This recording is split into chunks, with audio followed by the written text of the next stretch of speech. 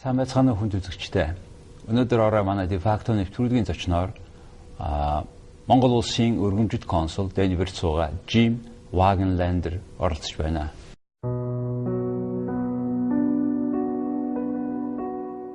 Жэймс Вагенландер 1947 дахь Ямужийн Кливленд хотод төржээ. 1970 онд Денвер их сургуулийг төгссөн. 1973 онд Кейс Вестерн Резерв их сургуулийн хуулийн сургуулийг төгсжээ. 1973-аас 1976 онд Америк нэгдсэн улсын орон сууц хот төлөвлөлтийн яамд өмгөөлөгчөөр ажиллаж байсан. Денвер хот дахь Монгол Улсын өргөмжит консул, Умард Америк Монголын бизнесийн зөвлөлийн дэд дарга. Good evening. Good evening, Jargal. Jim, you are the consul of Mongolia to a beautiful city, Denver, that's known to many Mongolians. Before discussing the Denver and Colorado, tell us please what you brought first time to Mongolia and when.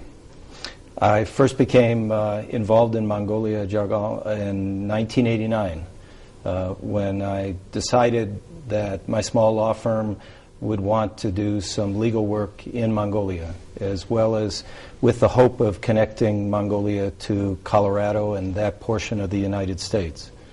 And then in 1991, I had my first visit to Mongolia. And so I've done legal work since then and have helped develop a civic and community relationship between our two cities, Ulaanbaatar and Denver, as well as our regions and the Mongolian country. You were involved in the development of petroleum sector of the country. Yes. As you know, I actually began working with you, I think, in 1992 or 93. One of the first contracts I and my law firm had was to help rewrite the Mongolian petroleum law. And since that, you have been hosting many Mongolians in your country, in your home, in your summer house, in the Vale. You have many Mongolian friends. And you become an honorary consul of Mongolia. When? That was in 1999. 1999. And prior that, you have founded a sister city relationship between two cities. Please tell us about that part. Well, actually, in the first 10 years, we established an NGO known as the Colorado Mongolia Project. And its whole purpose was to develop this relationship. And that then evolved into a sister city program that was started in 2003, and our sister city relationship was established in 2001. And I became honorary consul in 1999. And so you have been meeting all the mayors of the cities. Yes. Who was the first mayor you met? There were so many, it's hard to recall. Certainly when Naran Satsaralt was mayor, that probably was my first intimate relationship with a Mongolian Ulaanbaatar mayor. But certainly all the Denver mayors also made a very important effort to establish this rather special relationship. In Denver, you have also a Mongolian name. In here, we have the same Denver named street. Tell us about the story behind it. Well, one of the early efforts to establish a relationship is that in the United States, or at least in our program in Denver, where there are 10 sister cities, the tradition is to develop a park and name it after our sister cities. So there is a City of Ulaanbaatar Park in Denver with a rather extraordinary statue, the first Mongolian designed and installed statute in the U.S. But to reciprocate for that, the City of Ulaanbaatar established Denver Street, which is in front of the embassy and along the Selb River. Mayor of Denver had visited Mongolia. Right. Recently, the Mayor Webb, Wellington Webb, who signed the Sister City Agreement back in 2001, was able to join us in one of our annual delegations, and so it was a special honor for us to to bring our mayor, who by then was a former mayor who had retired in office, to Ulaanbaatar. And our mayors, which mayors have been visiting your city? You've had so many mayors, and we've been honored to have so many presidents and prime ministers. All I can say is most of them have spent time in Denver, and I think it's those experiences that have really drawn the two cities closer together. Once upon a time, there were so many. Colorado was the largest group of Mongolian population living. Yeah, the first two Mongolian students to come and study in the United States at the university level came from Erdenet back in 1990. Another Jargal Sayhan and Timur. And from there, the community grew, and we certainly were the largest Mongolian community in the Americas for a long time, and we grew to probably 2,500 or 3,000, with another 10,000 who had traveled through our city. What is the reason why Mongolians coming to Colorado and staying longer in there? I mean, being one of them, and I could explain somehow, but what is it from your perspective? Well, it did help to set up an NGO to promote this relationship. What we tried to do was to get the Mongolian officials, including the Mongolian ambassadors to the United States, to come visit. But I think there's something much more basic. Colorado and Denver are so much like Mongolia. We had anticipated or hoped for this, but it proved to be more true than we had ever imagined. We live under the same blue sky, big blue sky, and at the same level of sea level. About the same elevation. Yes. And Colorado is a tourism, agriculture, and mining sector community, and it was just a natural match. But I really think it's more. It also is more of the personalities of Mongolians and what we refer to as Western Americans.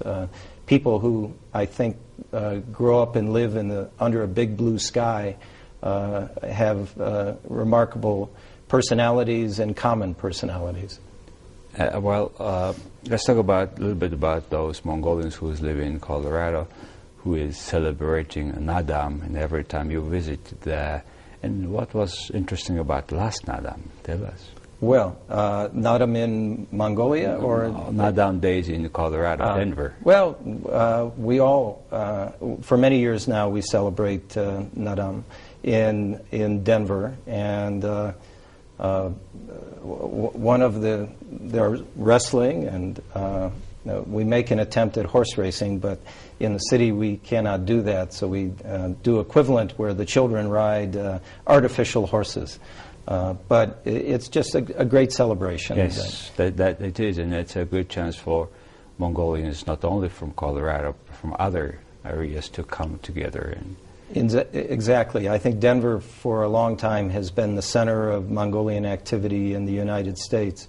And whether it's hosting recently the American Mongolian Volleyball Championship, or sharing and hosting basketball tournaments and football tournaments, many people from all over the United States, many Mongolians, come to Colorado.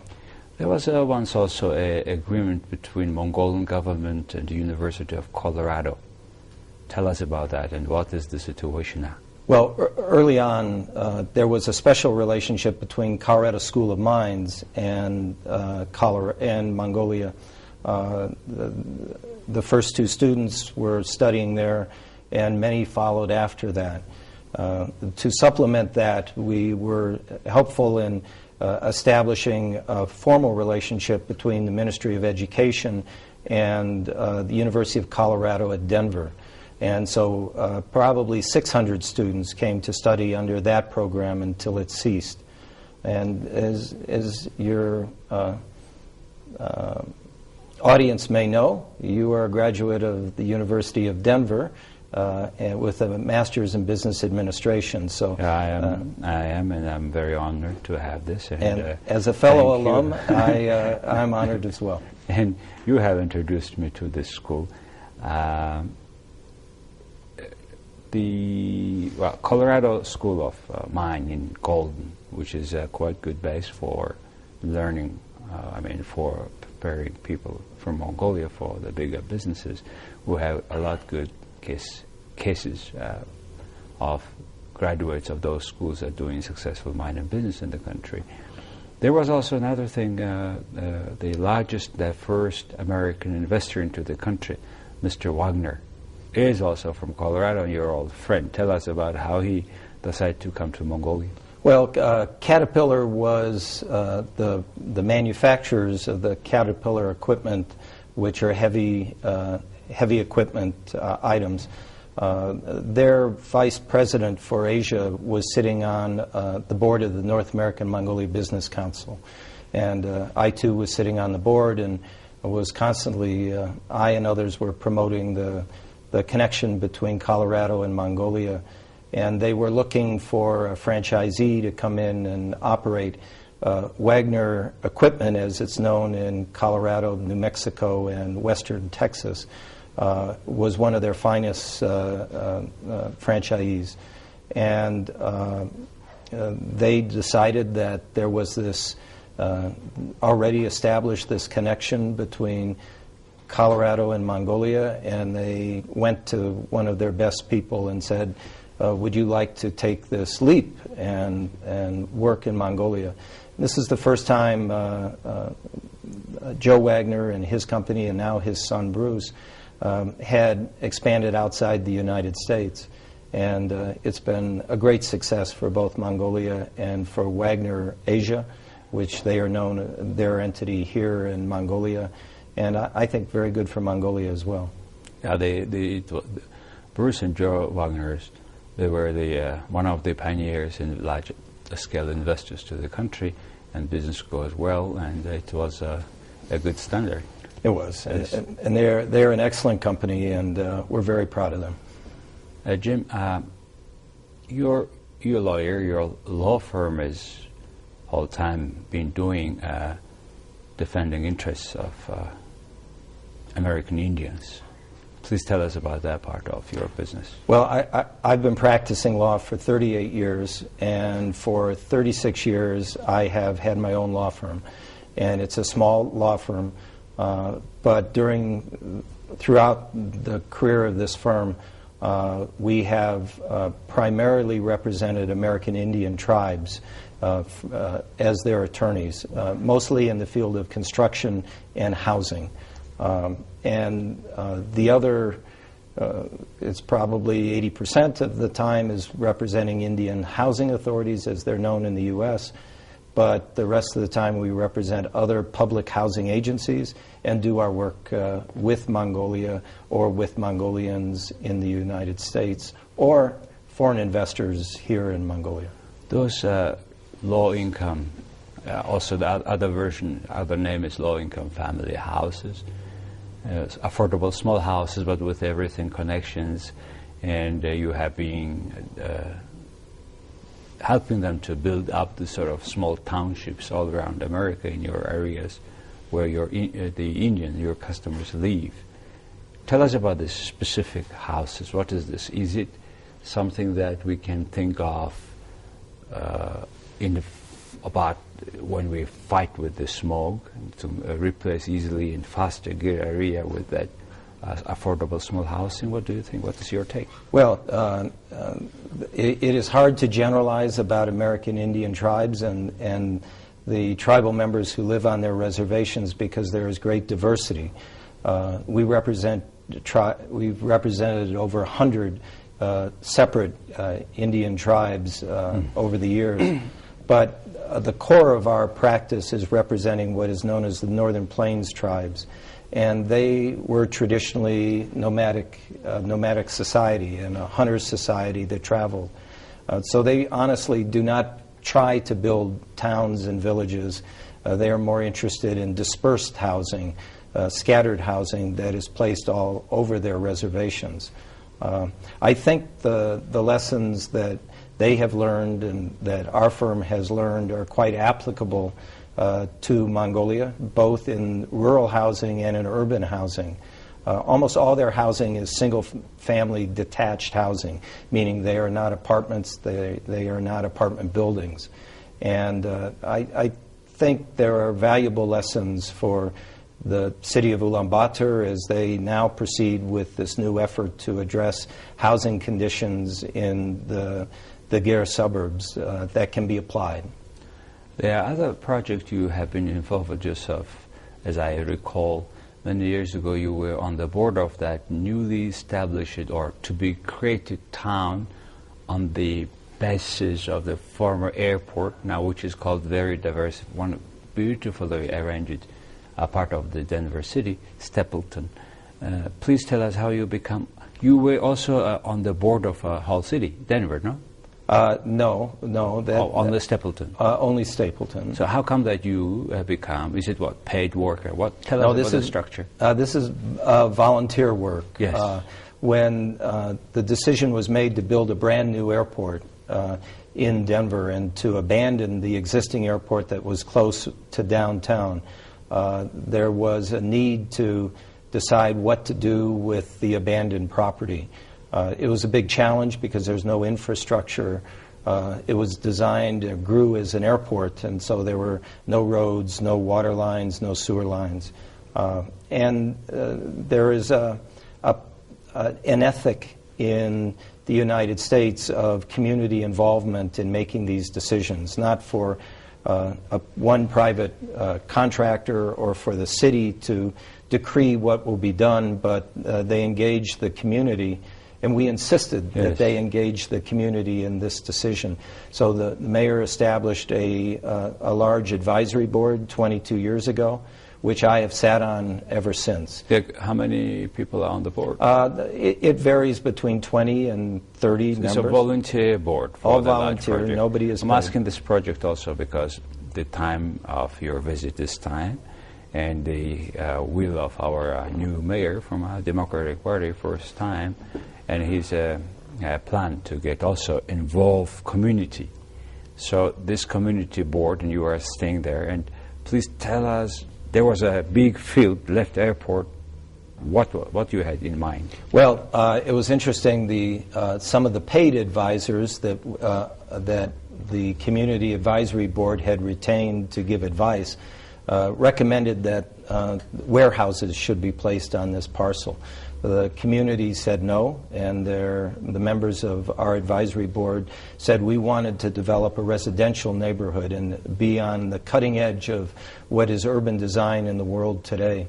And so we are well along, probably halfway through the process of building an entire series of new communities in the city of Denver, not out in the suburbs, but in the city, that will ultimately have 12,000 units of housing, 35,000 residents, and it's based upon a concept that is known in planning circles as new urbanism, which is taking the best from the past and applying it to the future.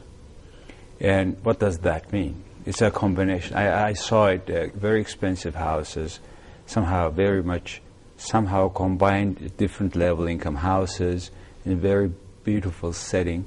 And there are a lot of common things, grounds, parks. Please tell us about that. Yeah, well, there are a lot of elements to it, but some of the most critical ones are that it's mixed income. So you have people, we have $1.5 million houses, but we also have houses that, or condominiums that are sold for less than $150,000 with financial assistance from different sources. So there's a mix of people instead of a homogeneous group of folks. There also is a concept of creating a more dense residential neighborhood, even with single-family homes, so that a third of the property is to remain open space. So there are shared parks all throughout the community. One of the other two of the other elements of it is that there also is a mix of single-family homes and apartments, And lastly, there is a concept of walkable neighborhoods. As you know, American suburban development involves very widespread housing patterns and people having to drive to drugstores or grocery stores to buy a bottle of milk.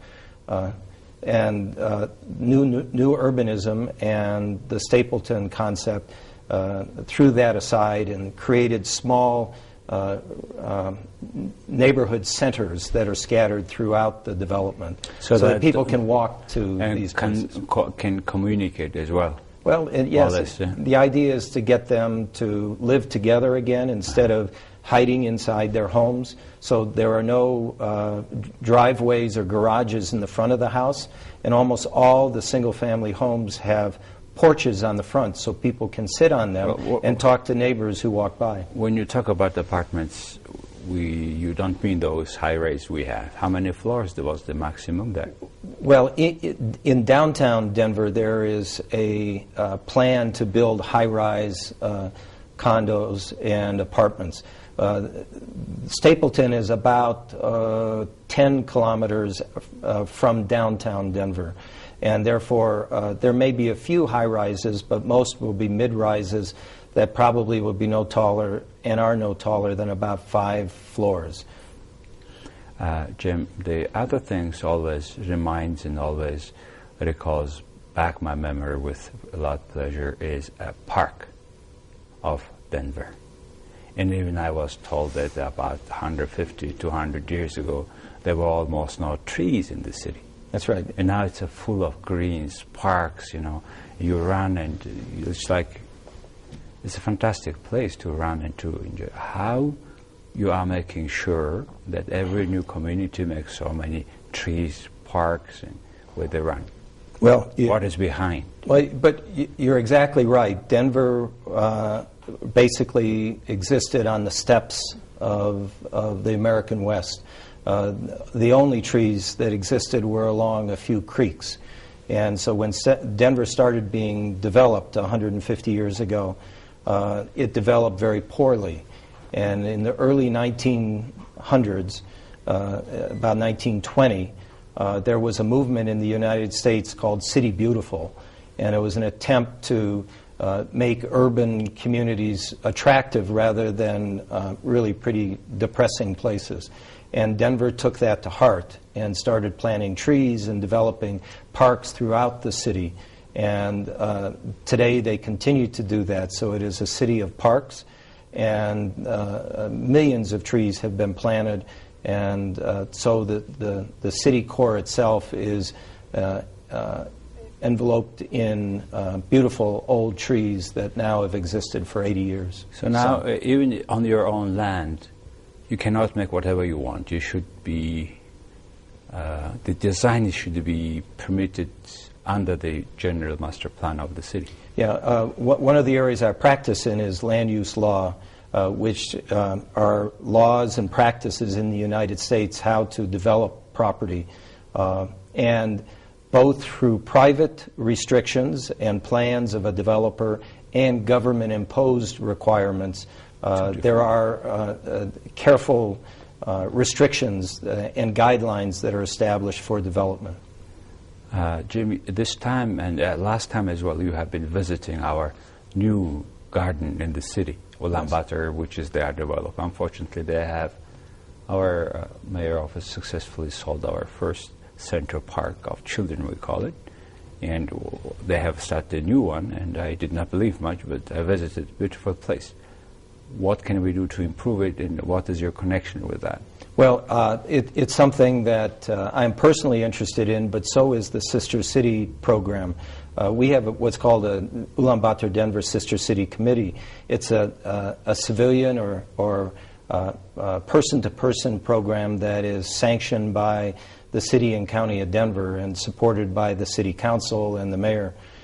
So that committee has been aggressively offering assistance to the city and groups such as the National Garden Park to pass on some experiences that Denver has had in developing river corridor landscape as well as sustainable semi-arid landscape, which is what exists in Denver and exists in Ulaanbaatar.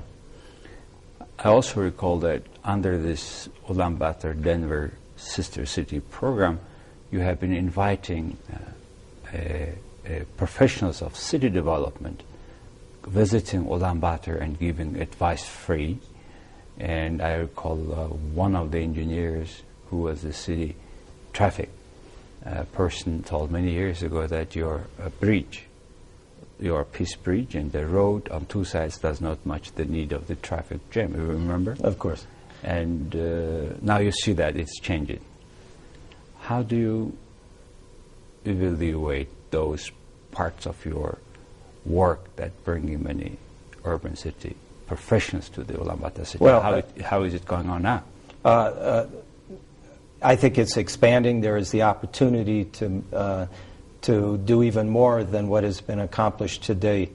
In the United States, there's a practice of not, in a sister or brother city relationship, there's a practice of not giving money or loans to the partner city, but to lend assistance by trading personnel, and both from the private and public sector.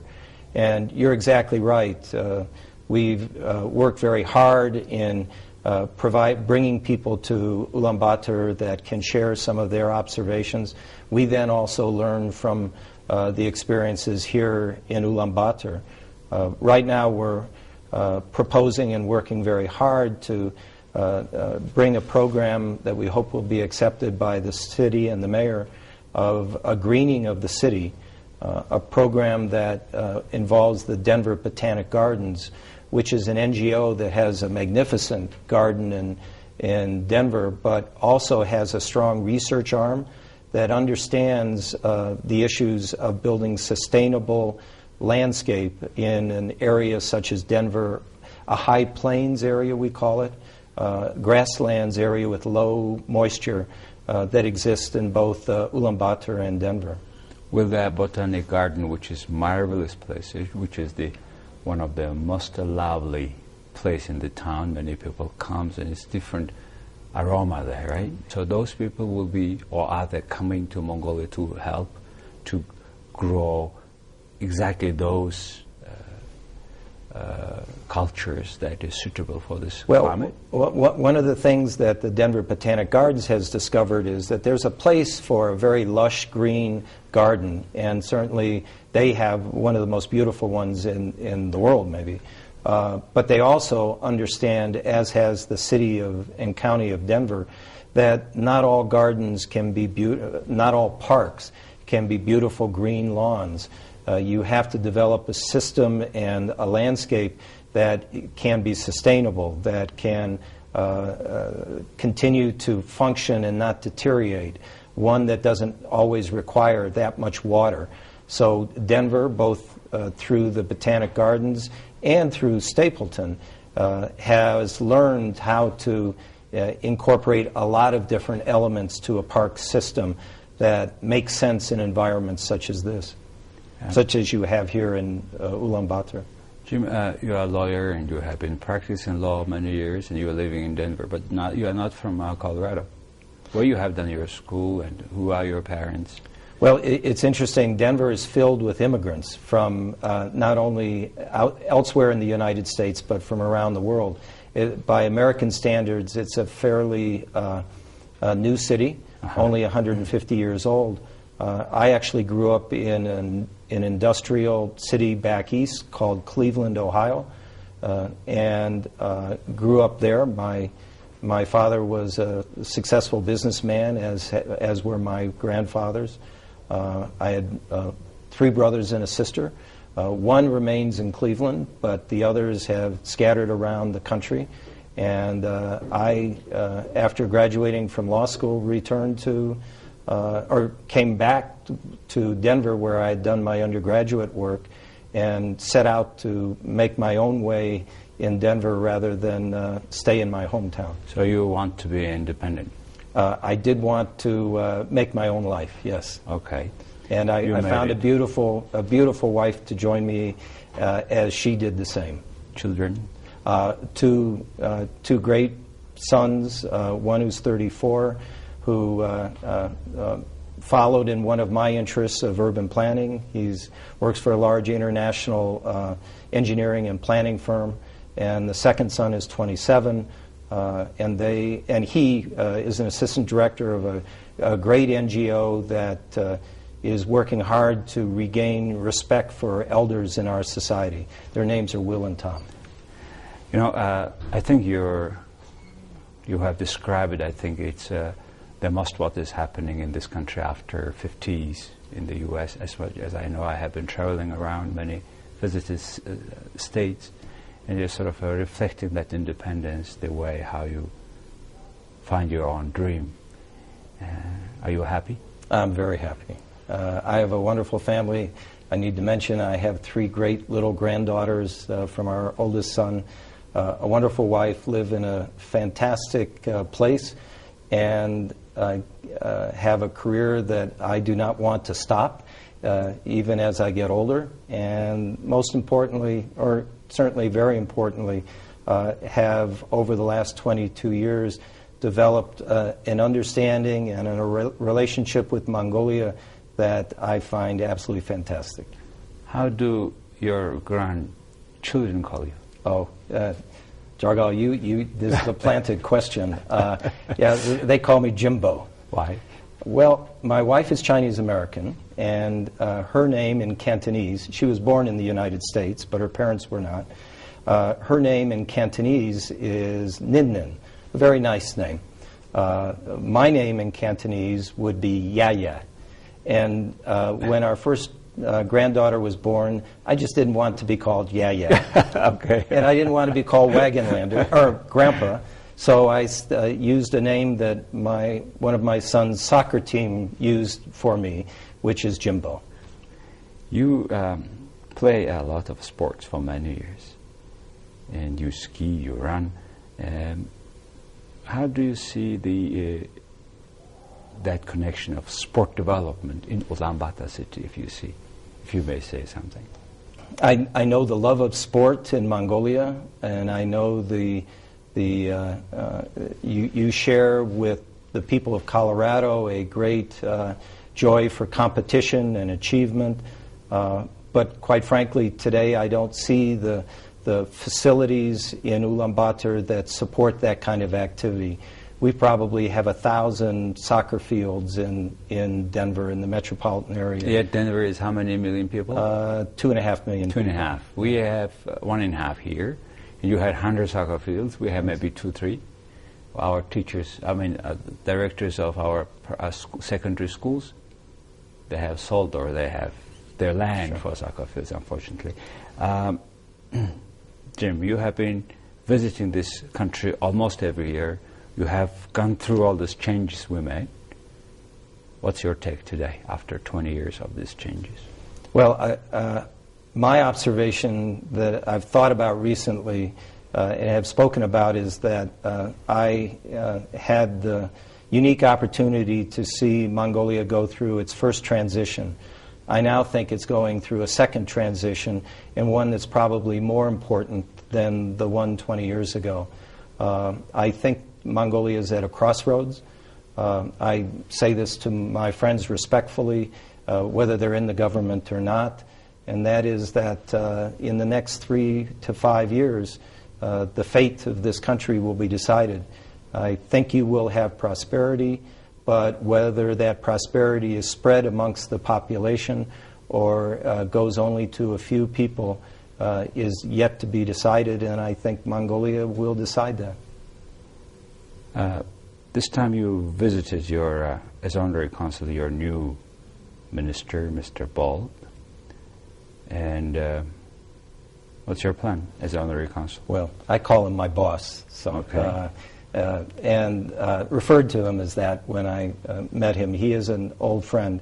I explained to him that the city and county of Denver, which I represent for Mongolia as honorary consul, and its sister city program and the city itself, and I think the citizens are eager to expand their engagement and relationship with Mongolia, and I hope we'll be successful in doing that in the next year. Great. We certainly here is a time to thank you for your over than 20 years hard, non-paid, devoted from your hard work for Mongolia, for for better connection of two countries, in particular two cities here. Well, your appreciation dwarfs, compared to mine, the friendships that I have with so many Mongolians that lived in Denver, and the other friends that I have here. I am the lucky one, and I feel blessed because of that. Jim, you met also our new mayor, Mr. Batul. What can you do with him? And what you would have some ideas to work with the city, because he has a new leadership now. Yeah, well, I respect his position in how Mongolia has changed. We both reveled with the Beatles 20 years ago or 30 years ago. We've begun discussions. Unfortunately, I have not had a relationship with him in the past, just because we did not meet. But I really hope that in the coming weeks, and certainly in the coming months, that we'll be able to offer a number of things. I hope, quite frankly, that my law firm can do some housing work in the Gear District projects. I hope that Denver can provide some lessons to Mongolia on transportation, whether it's light rail or highways. And in general, that Denver can work with others in greening Ulaanbaatar. Well, speaking about this transport, cities, we have a problem with public transportation, general transportation as well, the road and the way we fix and repair. Now we have a very large conversation about making metro or underground. Tube, how you call it. But however, Denver being such a large city, it made the good solutions making by railroad, light rail. Yes. Maybe it is something that also he has to think and to see. I think so. We're hoping that Mayor Batul will come visit and we'll be able to show some of these lessons. Very few cities in the United States have subways, underground systems. What has become the standard practice is to build, in most cities, above-ground rail lines, two kinds, what's called light rail, and then commuter lines, which are a little heavier stock and longer distance. Denver has the largest expanding rail system, urban rail system in the United States. We are spending $6 billion expanding our rail system, and it consists of surface rails within the city and then longer commuter lines out to the airport and other locations. If I have the ability to give any advice, I would advise that Ulaanbaatar can never build itself out of its transportation problems by building more roads. You have a unique corridor that runs through your city that can be supplied with a rail system that would allow the growth to spread out linearly, and it would be, I think, the best option for making the city the beautiful city it can be. So the current railroad channel or corridor could be added, extended, so to use that also for solution of the transport problem. And in fact, Denver uses that very method to expand its commuter rail lines. That's the voice of many Mongolians, and unfortunately not heard much. Also because probably the railroad belongs to government. Well, both not efficient. As I think everybody knows, there's two owners to that rail line, but those are one line, even now. But there are similar problems that Denver's transportation people have to address. It is difficult negotiating with the private owners of their rail lines to share right-of-ways. And in fact, one rail line is not affordable now to be built because the private rail company is demanding so much for compensation for sharing that line. My last question, Jim, which is very important for us, is the boundary of common land and private land, which our, at least former city management, pretended not to see. What would your take on that? Well, in my opinion, there's no question that it was a terrible tragedy. The manner in which privatization occurred on major parcels, and even minor parcels here in Ulaanbaatar. The solidifying of the rules and the adherence to the rules for selling or conveying land needs to be done, and I understand that is one of the prime goals of the new administration. But Colorado is not unlike Mongolia. In our mountains and in many of our steppes, we maintain lots of government-owned land. We don't allow privatization. As much as 35% of the state is held in public ownership by either the federal government, the state, or cities. And a combination of private ownership and the public ownership of certain natural lands is really important. Certainly here there's a lot of problems to solve in this country, like many other problems we have described tonight. But however, I really appreciate what you have been done for coming in that way today to the country. We have a lot of development, yet a lot of problems we have just now described. I just asked you questions about our problems, which you gave me very interesting answers, and those could be very helpful. And again, thank you very much for coming to this program, and thank you for the job you are doing for this country. Well, thank you for asking me on, and I really enjoyed this. Thank you, Jack.